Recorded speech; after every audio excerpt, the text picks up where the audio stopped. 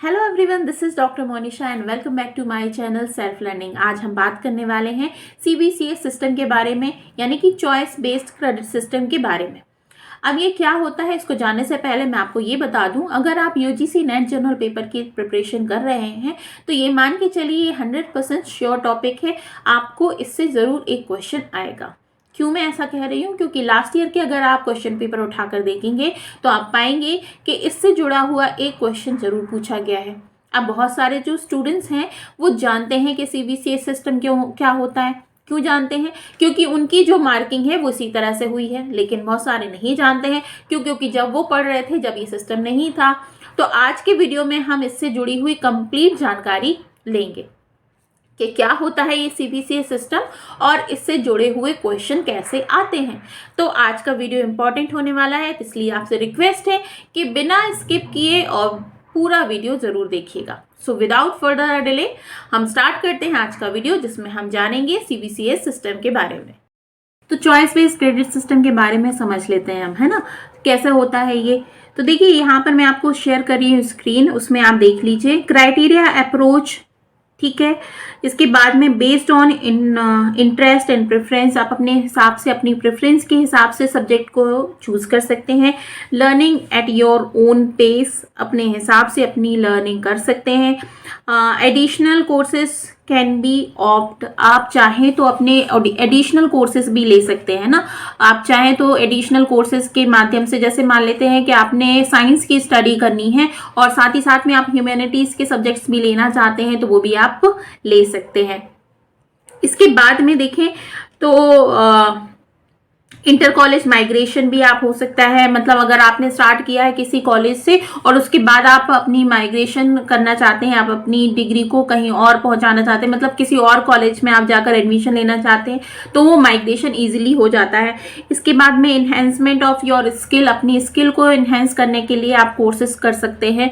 इसके बाद में improve job opportunity, job opportunities बहुत सारी आपकी बढ़ सकती हैं, ठीक है। तो ये एक फ़ायदा होता है सीबीसीएस सिस्टम का। अब ये होता क्या है इसको और अच्छे से हम देख लेते हैं।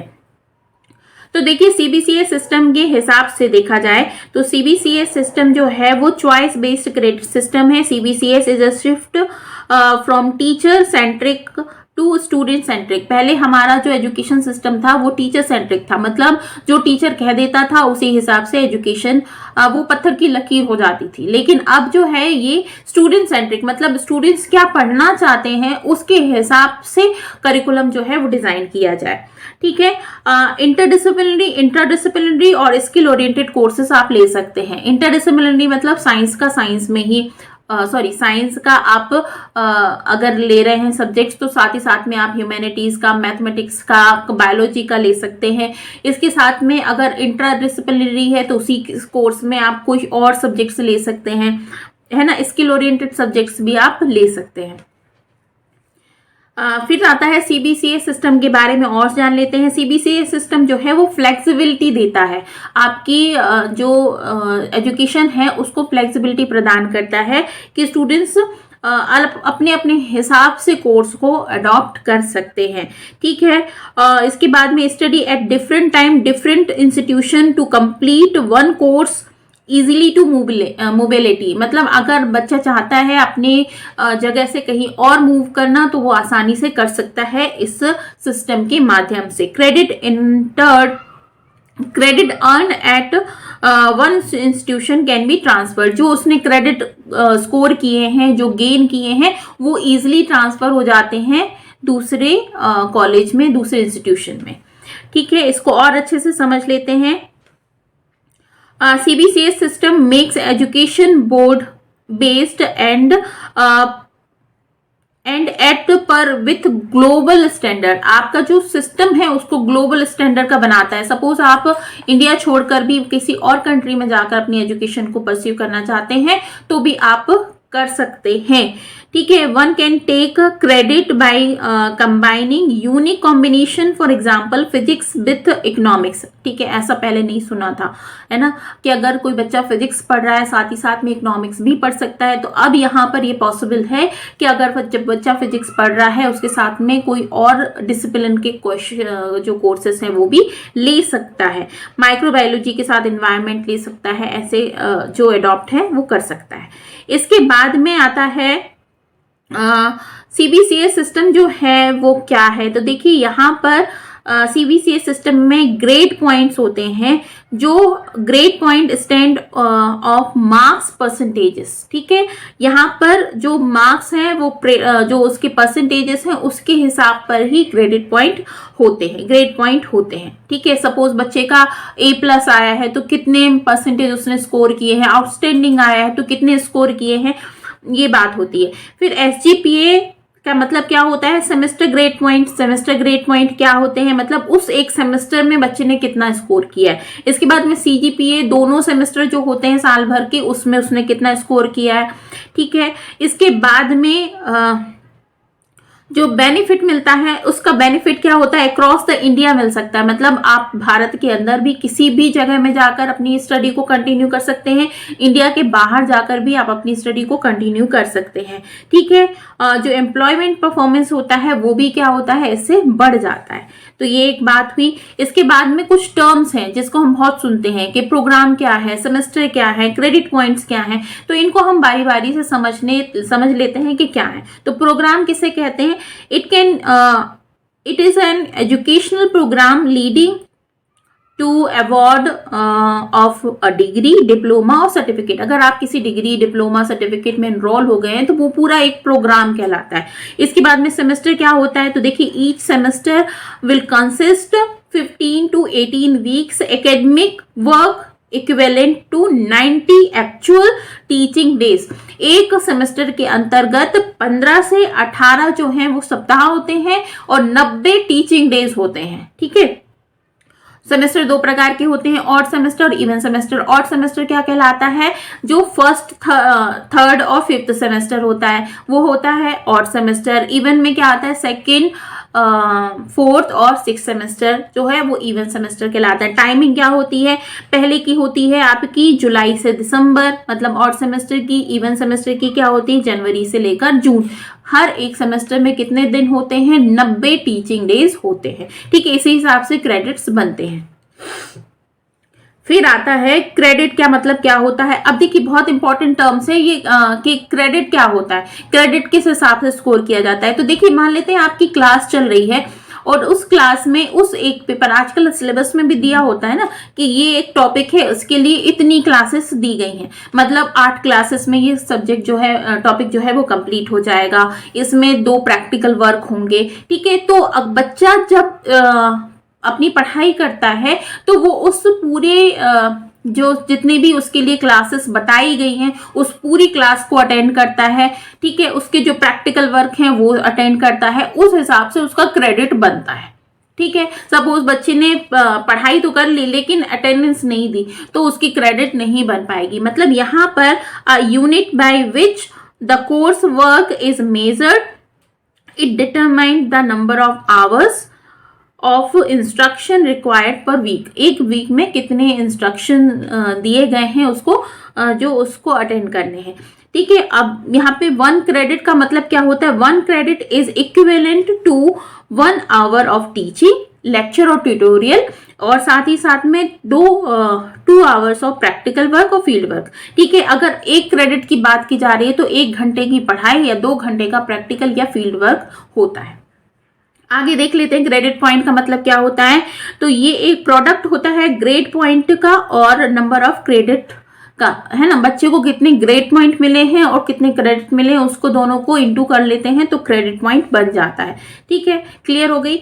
अब यहाँ पर आते हैं हम CGPA की बात कर लेते हैं। CGPA क्या होता है, तो CGPA का मतलब होता है क्यूमुलेटिव ग्रेड पॉइंट एवरेज, मतलब बच्चे का जो टोटल ओवरऑल क्यूमुलेटिव निकाला जा रहा है ग्रेड पॉइंट एवरेज, वो है ना, जिसमें हर एक सेमेस्टर के ग्रेड पॉइंट को इंक्लूड किया जाता है, ठीक है, और उसकी परफॉर्मेंस को इंक्लूड किया जाता है। CGPA is the ratio of total credit point secured by the student in various courses in all the semester and sum of the total credit of the all courses in all semester. It is expressed up to decimal place.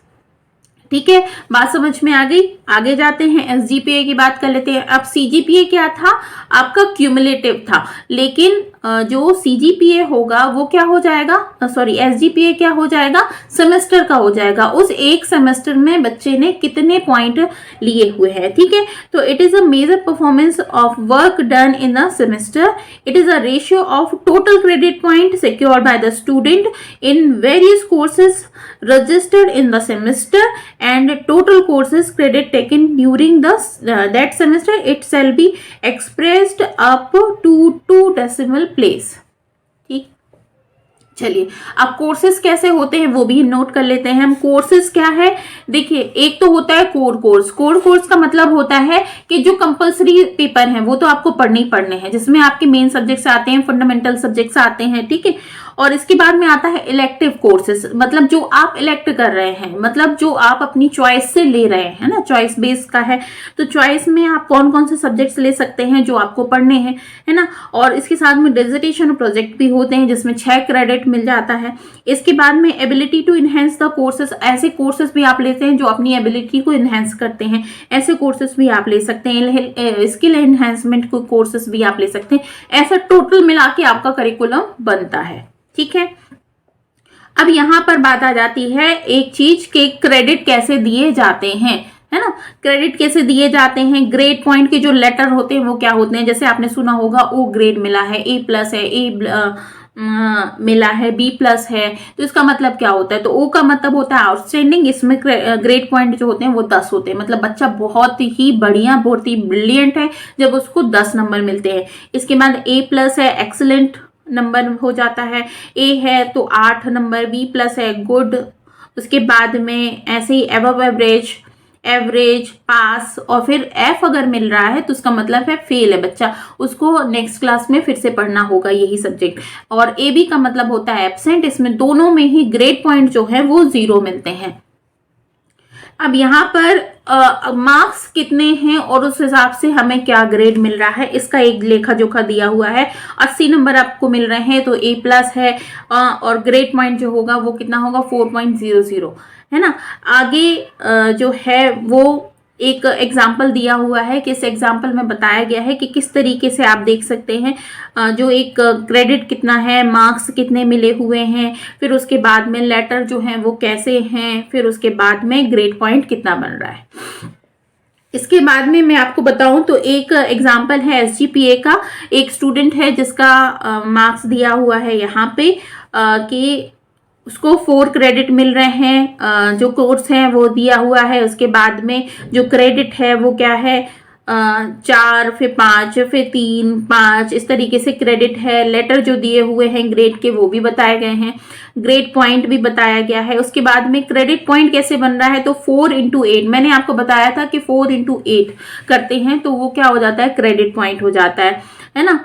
तो 4 × 8 32, तो यहाँ से total बन रहा है उसका 197। तो total credit point का जो टोटल हो रहा है, स्कोर हो रहा है, वो कितना हो रहा है, 197, ठीक है। और यहाँ पर ये 24 बन रहा है। तो ये हो गया आपका, इस तरीके से इसका क्रेडिट का पॉइंट दिया जाता है।